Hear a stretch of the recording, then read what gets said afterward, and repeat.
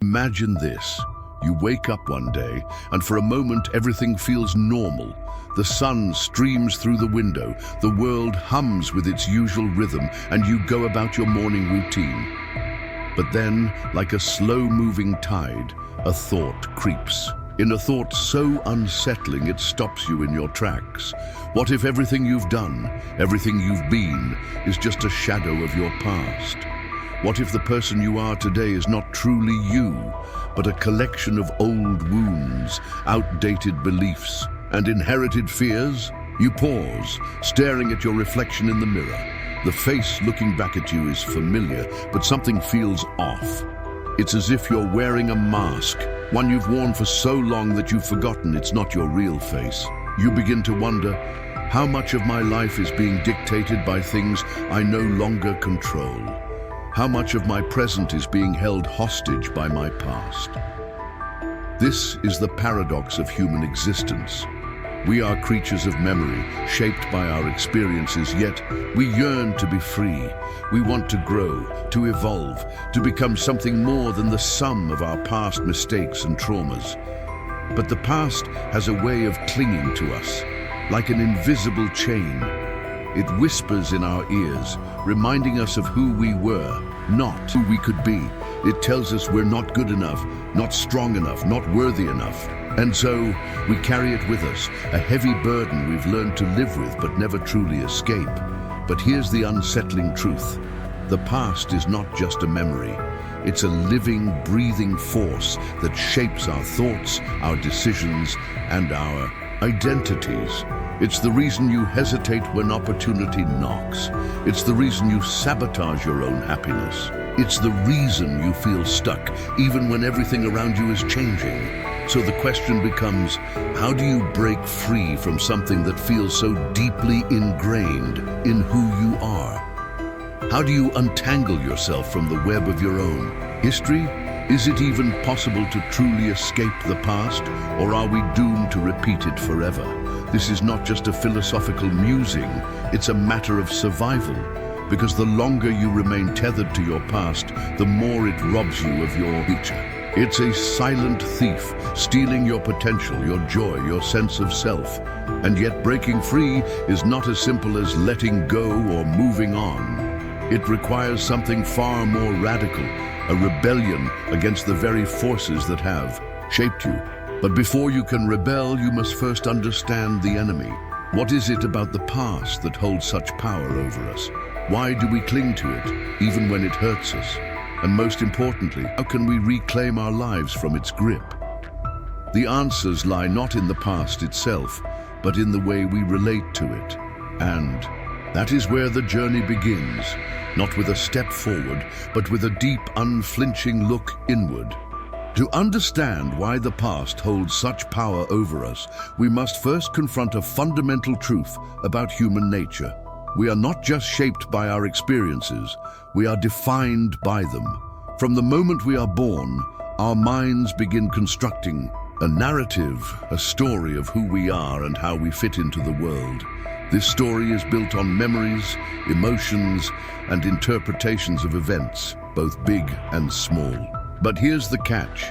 Our minds are not objective historians, they are storytellers. And like all storytellers, they embellish, distort, and omit. Carl Jung called this the shadow, the part of ourselves we refuse to acknowledge, the buried pain and unresolved trauma that lurks beneath the surface. The shadow is not just a collection of bad memories, it's a living, breathing force that influences our thoughts, behaviors, and decisions. It's the reason we repeat the same mistakes, fall into the same patterns, and attract the same kinds of people into our lives. It's the reason we feel stuck, even when we know better. But the shadow is only part of the problem. Friedrich Nietzsche argued that the past is not just a personal burden, it's a cultural one. He believed that modern society is built on a foundation of guilt, shame, and resentment, inherited from generations of moral and religious conditioning. This slave morality, as he called it, teaches us to deny our instincts, suppress our desires, and live in constant fear of judgment.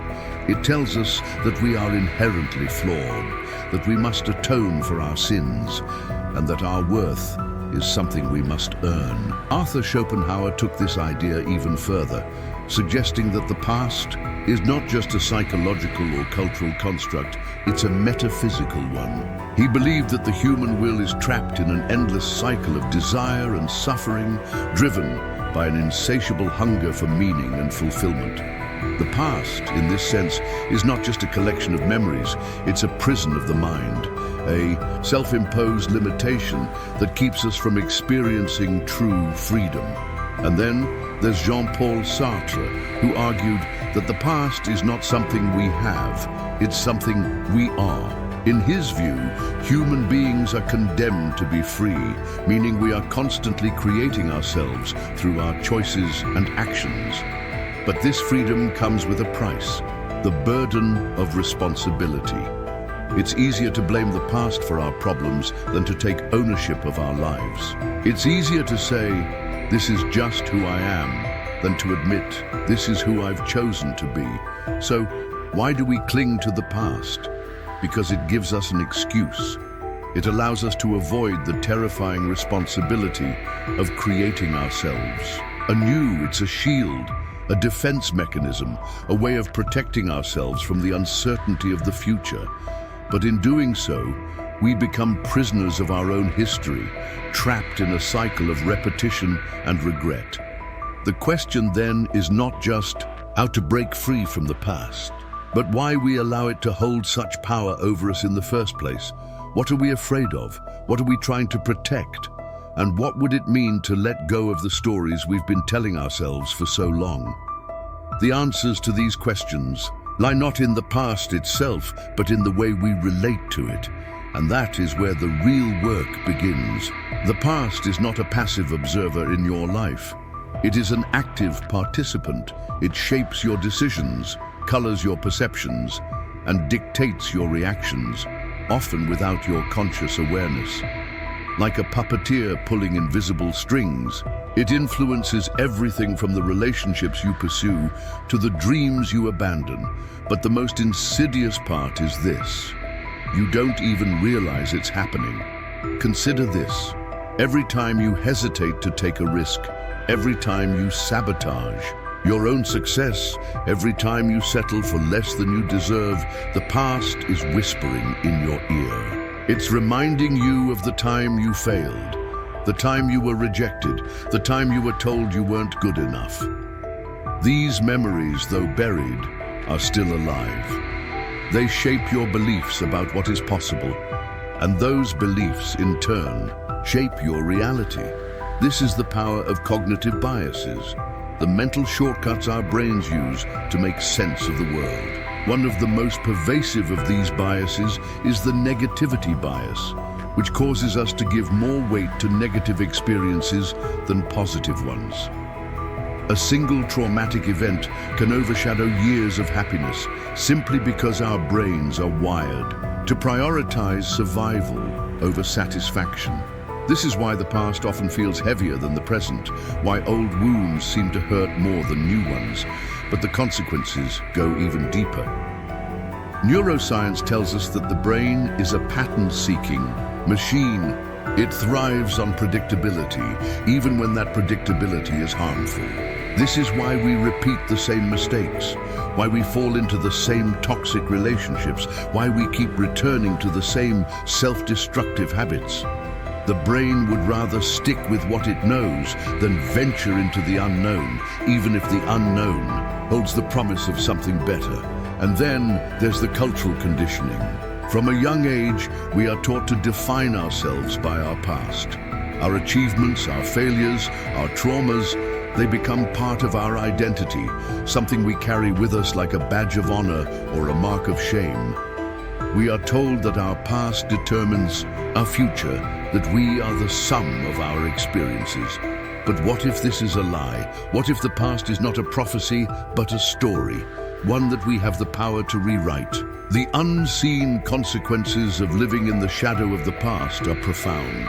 It robs us of our agency, our creativity, our potential. It keeps us trapped in a cycle of fear and regret, unable to fully embrace the present or imagine a different future. It convinces us that we are powerless, that change is impossible, that we are doomed to repeat the same mistakes forever. But here's the truth.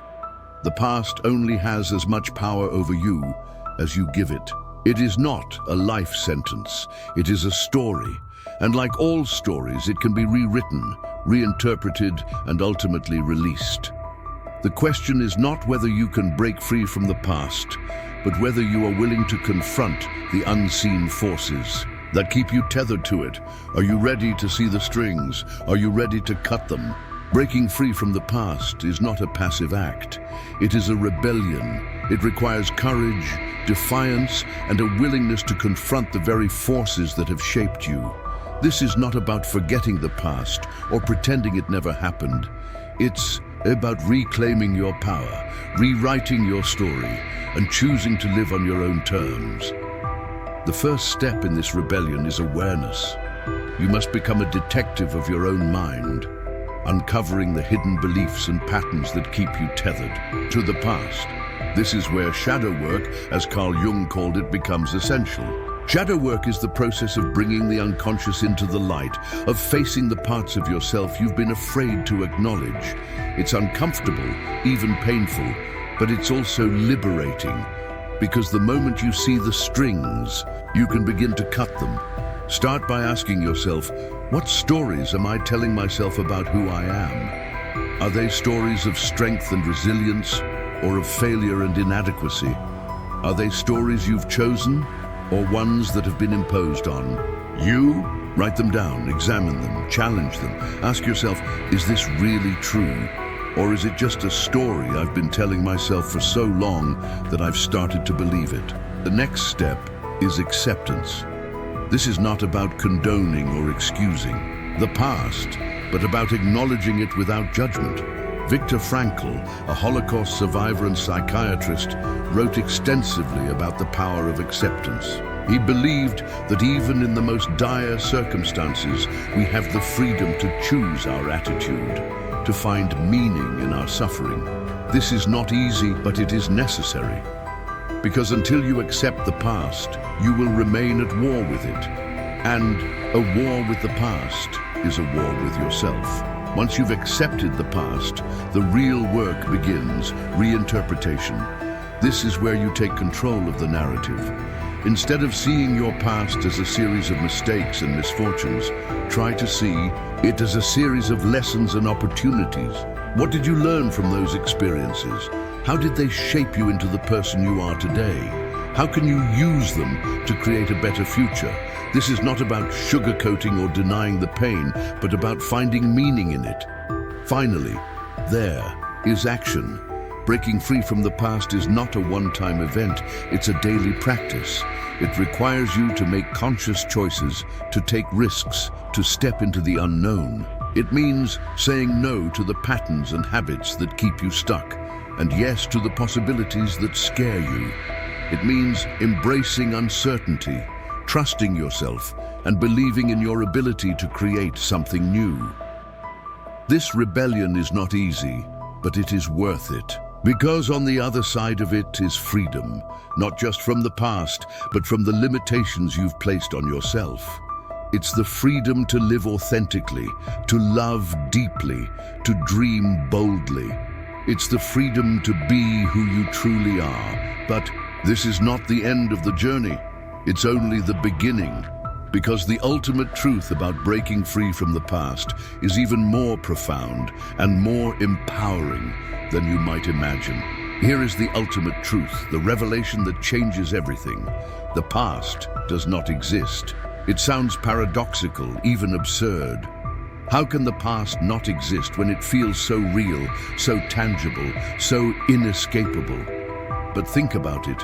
The past is not a place you can visit, not a thing you can hold. It is a memory, a story, a collection of moments that have already happened. And like all memories, it is fluid, malleable, subject to interpretation. This is not to say that the past didn't happen, or that it doesn't matter. It did, and it does, but its power over you is not inherent, it is given. You are the one who decides what the past means, how much weight it carries, and whether it defines you. This is the radical shift in perspective that changes everything. Friedrich Nietzsche once wrote, "There are no facts, only interpretations." What he meant is that reality is not fixed. It is shaped by the stories we tell ourselves. The past is no exception. The events themselves may be unchangeable, but the meaning you assign to them is entirely within your control. This is the key to breaking free, not erasing the past, but redefining it. Consider this: every moment of your life is a choice. You can choose to see your past as a prison or as a foundation. You can choose to see your mistakes as failures or as lessons. You can choose to see your pain as a burden or as a source of strength. The past does not dictate these choices. You do. This is the essence of existential freedom, as Jean-Paul Sartre described it. You are not a product of your past. You are a project of your future. Every moment is an opportunity to reinvent yourself, to create something new, to become who you were meant to be.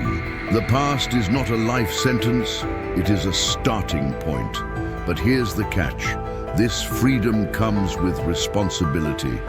If the past does not define you, then you have no excuses. You cannot blame your parents, your circumstances, or your mistakes. For who you are today, you must take ownership of your life, your choices, your story.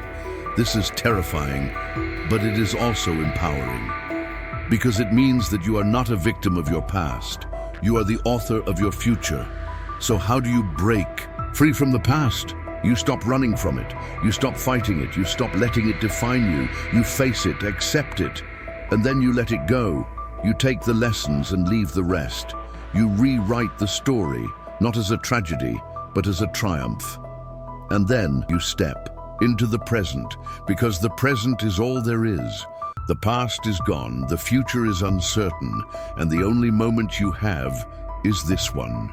This is where life happens, not in the memories of what was or the dreams of what could be, but in the reality of what is. This is the ultimate truth. The past is not your enemy.